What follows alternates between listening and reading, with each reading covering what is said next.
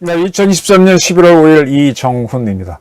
윤석열 정부의 포퓰리즘적 정책 제안이 성공을 거둘 것 같다는 생각이 계속 듭니다.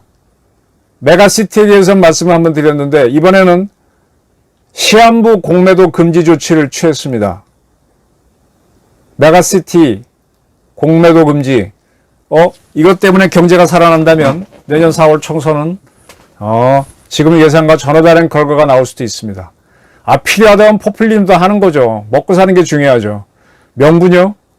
생존 앞에서는 의미가 없습니다. 금융위원회가 일요일인 오늘 11월 5일 임시회의를 열고 외국인 그리고 기관 투자자의 불법 무차입 공매도 적발이 반복되고 있다라고 하면서 내년 상반기, 내년 6월 말까지 공매도 전면 금지를 의결했다. 그리고 공매도 특별조사단을 출범시켜 글로벌 투자은행을 전수조사해 불법 공매도 한 데 있으면 강력히 처벌하겠다 그랬습니다. 이 금융위원회는 공매도 전면 금지에 대해서 좀 주저했는데 결단을 내린 거죠. 이 공매도라고 하는 건 저는 주식을 잘 못하죠. 안 하는 게 맞겠죠, 오히려. 설명을 보니까 주가가 하락할 것으로 예상될 때 나는 주식이 없어, 이 주식이. 근데 내가 빌려서 팔아버려. 그리고 주가가 더 떨어지면 싸게 사서 그 다음에 나중에 올라가면은 벌어서 갚는 그런 것 같아요, 공매도가. 근데 공매도는 외국인이나 기관들, 외국인은 74%, 기관은 24%, 둘이 합치면 98%예요. 이들이 주가가 떨어질 때 공매도를 해버리면 주가가 더 떨어지죠. 그럼 개인들은 덜 떨어지기를 원하는데 뚝 떨어지고 나니까 또 이 사람들은 또 오를 때 확 벌잖아요. 일종의 작전 비슷한 건데 개인 투자자들이 1,400만인데 이 사람들 불만이 많죠. 그래서 계속 공매도를 금지해달라 요구가 많았어요. 근데 공매도를 유지한 거는 이 공매도 제도가 있기 때문에 주식이 너무 이렇게 펌핑돼서 올라가는 거 있죠. 그것도 작전 세력에 들어갈 수가 있고 이제 거품을 벗기는 효과가 있어서 세계적으로 이제 대체로 인정하고 있는데 지금은 너무 경제가 안 좋으니까 이건 오히려 더 추락시킨다, 경제를. 멈춰달라. 그래서 우리도 옛날에 2008년, 9년 리만 브라더스 위기가 있을 때 글로벌 금융위기 때죠. 그때 한번 공매도 금지를 했었고 리만 브라더스 이후에 유럽이 재정위기에 빠졌던 2011년에 또 했었고 코로나 사태 기간인 2020년부터 21년 사이에 공매도 금지를 했었습니다. 근데 이번에 또 하게 되는 거죠. 이 공매도 금지가 이루어지게 되면 주식이 좀 덜 내려갈 거예요, 주가가. 그럼 개인 투자자들이 좀 마음이 놓이죠. 어떠한 정권이 아무리 정의롭게 나오도요, 국민들 경제 나빠지게 하면은요, 등 돌립니다. 그냥 간단하게 얘기할게요. 어떠한 정치도 경제를 못 이깁니다. 그리고 제가 공부를 해보니까요, 어떠한 전쟁도 장사를 못 이겨요. 장사꾼. 장사하다가 꼬이면은 그 문제를 해결하기 위해서 군대를 동원해서 전쟁을 하는 거지. 이 경제적 전쟁 중에도요, 자기 이익 있으면 다 거래합니다. 불법으로라도 해요. 지금 가자지구 저렇게 폭격을 해도요, 돈벌이가 되면 들어갑니다. 거기서 포탄 껍데기에다 주워서 팔아야 되겠다 하면 들어가는 거예요. 먹고 사는 문제만큼 중요한 게 없습니다. 그리고 정치락 결정도요, 임진왜란도 일본이 왜 공격했느냐, 조선을 여러 가지 이유가 있는데 제가 쭉 공부해 보니까 그 당시 일본은 중국하고의 무역을 금지당하고 있었어요. 소위 말하는 해금 정책이라는 건데 일본은 아시아 중요한 무역에 참여를 못합니다. 그런데 딱 조선을 통해서만 하는 무역, 조선이 또 일부 무역을 허가해 줬어요. 그 조선을 통해서 중국과 중개 무역을 하는 건데 그걸로 인해서 조선이 돈을 굉장히 많이 법니다. 고려 말에 우리나라 피폐할 대로 피폐했는데 세종 때부터 좋아지거든요. 중개 무역이 일어나면서 계속 성장을 합니다, 우리가. 근데 이 중개 무역 때문에 우리는 좋아지는데 일본은 이게 불만이 쌓인 거죠. 더 확대해달라, 안 되고 하니까 삼포외변을 일으켰다가 그 다음에 임진왜란으로 가는 그런 모습들이 보입니다. 무역에서의 갈등이 전쟁으로 가는 경우는 왕왕 있습니다. 그래서 그들이 무역로를 튼다는 게 정명가도, 명나라를 칠 테니 조선은 길을 빌려다오, 길을 내다오, 그런 거였죠. 네. 이렇게 먹고 살기 힘들면요, 정권 무너집니다. 공매도 금지 조치를 국내적으로 해달라. 세계에서 무슨 이유가 있던 간에. 근데 이거를 윤석열 정부가 받아들였습니다. 아까 개인하고 외국인이 98%라 하니까, 기관하고 외국인들이.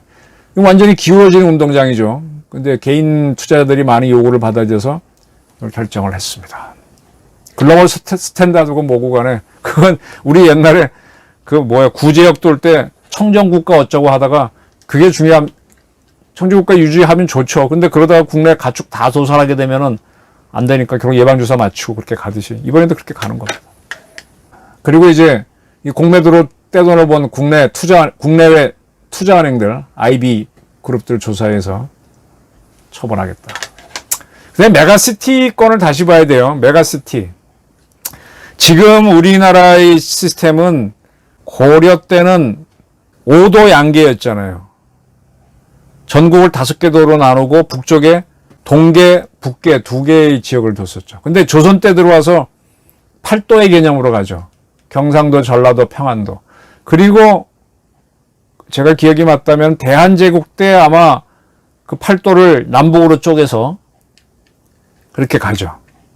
그리고 이제 해방되고 나서 경기도에서 서울을 떼어내고 그 이후에는 이제 부산을 떼어내고 광역 시스템으로 나오게 되면서 지금의 이제 19개 시도, 물론 북한 지역은 그렇게 하지 못하지만 그렇게 왔거든요. 그러니까 지금 시스템은 어쨌든 8도에서 나온 거니까 조선 시스템을 토대로 한 거예요. 근데 지금 이렇게 산업화된 국가에서 이 시스템으로 가는 거는 좀 문제가 있어요. 지금 지역 감정이 풀리지도 않고, 조선시대 때 보게 되면은 당파 싸움이 있었잖아요. 그때 이제 첫 번째로 당하는 세력들이 남인 세력인데, 영남 살인파 중심인데, 남인들이 먼저 제거가 되죠. 동인서인 싸우다가. 근데 남인들 그룹에 누가 들어가면, 이 남인이 이제 퇴계 이항 그 학파라고 보시면 되는데, 남인 계열에 지금 영남은 물론이고 호남에 있는 그 인재까지 다 포함됩니다. 그때는 영호남이 같은 파였어요. 그러다가 이제 박정희 이후로부터는 이상하게 갈려져 갖고 영호남이 틱틱 싸우게 되는데, 이 모순을 풀려면은 이 조선시대 때 만들어 놓은 이 지방제도를 바꿀 필요가 있죠. 그 방법 중에 하나가 메가시티가 맞아요. 그래서 서울에서는 오래전부터 서울, 인천, 경기를, 사실 뭐 인천 사람들, 저도 뭐 인천에 인하대학 가서 한동안 고고학 공부한다고 한참 다닌 적도 있었고, 경기도도 뭐 다 하나권인데 묵자. 그 다음에 부산에 가서 이번에 과학자들 포럼에 갔는데, 부울경 과학 포럼, 거기는 아예 부산, 울산, 경남이 같이 가자. 부울경으로 합니다. 부울경 인구가 760만이에요. 그러면 그들은 한번 해볼만 하죠. 근데 부울경이 통합이 안 됩니다. 근데 그 전에 이 경남의 중심이 창원인데, 창원에서 마산, 진해, 창원이 합병해서 하나의 시가 됐잖아요. 창원시 안에 마산구, 진해구가 생기면서. 그러면서 창원이, 이게 지금 부울경 그러지만 사실은 부울창이거든요. 컸지 않습니까? 지금 대구도 지금 군위군을 합쳐갖고 대구가 확장이 됐고, 그 다음에 충청권에서는 대전을 중심으로 대전 바로 북쪽에 세종특별시가 지금 세종하고 합치고, 이렇게 해서 충남, 이렇게 해서 중부권 메가시티. 호남권에서는 광주 중심으로 전라남도가 하나 되는 게 있었는데, 전북에서 새만금이 커질 것 같다가 지금 잼버리 사기 게이트가 터지니까 주춤하긴 했지만, 새만금 통해서 전북 메가시티. 근데 어쨌든 광주도 전남북과 하나가 되면 한 1000만 가까운 도시가 되긴 됩니다. 이렇게 묶고 가는 게 사실 낫죠. 왜냐하면 광주에다가 물건 공급하고 식량 공급하는 게 그 지역의 도시잖아요. 어차피 광주라고 하는 큰 도시 밑에 전남북의 주요 도시들이 농업도시 딸려가는 거고, 부울경에서도 부울경 중심, 부산, 울산, 창원 중심으로 그 나머지 지방도시가 거기랑 하는 거고, 서울은 말할 것도 없고, 이렇게 크는 게 더 맞거든요. 그 강원도도 그렇게 갈라는데 강원도는 없으니까 이제 특별자치도로 지들이 떨어져 나갔잖아요. 제주도 그렇고, 뭐 그건 그거대로 냅두면 되고, 제주하고 강원도가 특별자치도로 가고 전북도 뭐 갈라 그랬었지. 근데 메가시티로 가는 게 이게 맞을 것 같아요. 이거를 지금 국힘당이 던졌는데 지금 우선은 김포하고 합치는 건데 아직은 하지만 점점 갈수록 이게 경제가 살아나는 방안이 된다 그러면 확 불이 붙을 겁니다. 이런 아이디어는 원래 민주당이 잘 냈는데 사실 민주당은 사실 파퓰리즘적이에요. 돈 나눠주는 거였고 지역 경제 살리고 하는 경제 살리는 거는 사실은 보수 정권 박정희 전두환 이런 사람들이 잘해왔던 거죠. 경제 살려야죠.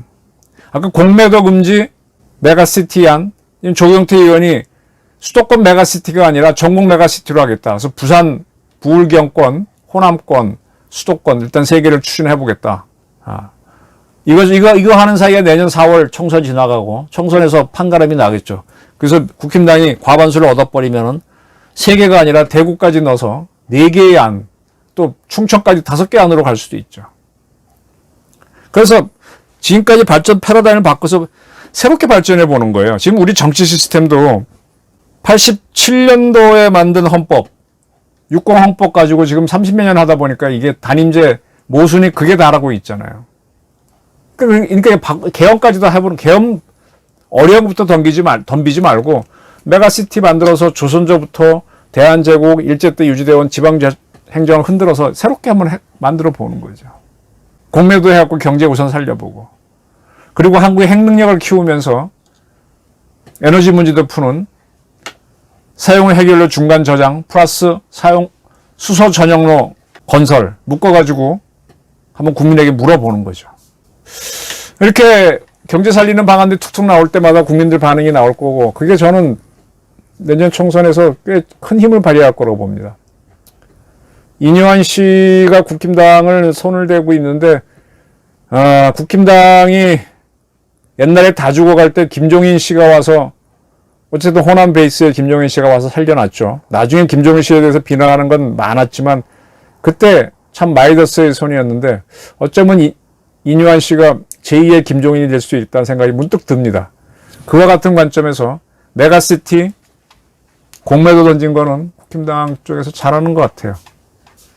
현 지도부가 물러나야 된다는 거와 별도로 포퓰리즘이든 아니든 국민한테 경제 살리는 방향으로 가는 겁니다. 싸우면은 무조건 이기고 봐야 되고 한번 살면은 잘 살아봐야 되는 거예요. 그게 우선입니다. 경제가 산다면 내년 총선 의외의 결과가 나올 수도 있다. 저는 그렇게 봅니다. 네, 감사합니다.